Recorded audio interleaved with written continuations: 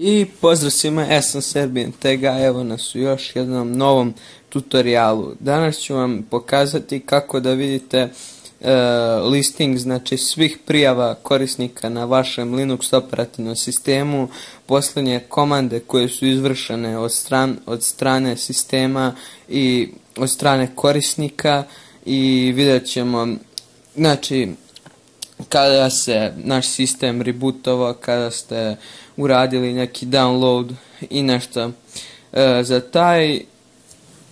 Za tu operaciju potrebno je da ukucate u vašem Linux terminalu sudo apt get install acct. Znači, kada je to instalirano, jednostavno možete ukucati sa i da pogledate, znači, to su trenutni procesi koji se dešavaju na vašem Linux operativnom sistemu.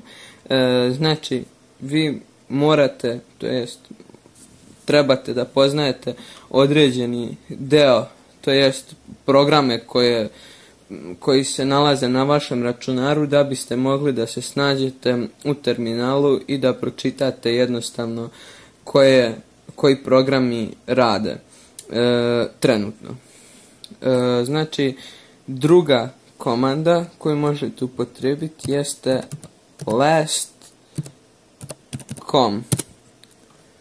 I znači, tu možete vidjeti sve ono što se desilo od strane, to jest od strane korisnika.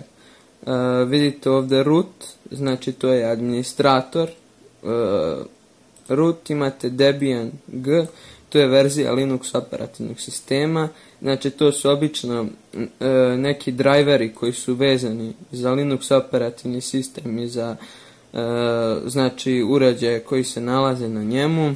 Ovo što vidite, samo da vam nađem, message B, znači to je skripta koja izbacuje određenu poruku pri pokretanju nekog programa. Znači, to može, znači ta komanda može da se ukuca jednostavno i last, znači ovdje vidite reboot, znači restart sistema, system boot, znači 4.0 Kali Linux.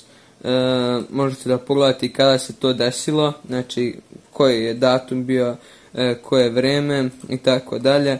Znači, ovo sa strane što vam piše crash, na primjer, to znači da je ili se negdje namerno restartovao zato što je sistem zablokirao, ili znači zato što se desilo nešto drugo što je usporavalo rad operativnog sistema.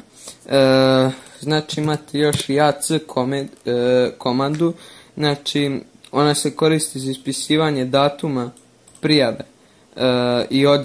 i odjave Linux korisnika. Znači, imate acc ton, znači to vam je komanda koja u stvari acc ton je znači ovaj program koji vam ispisuje listing, ali na primjer samo možete da ukucate acct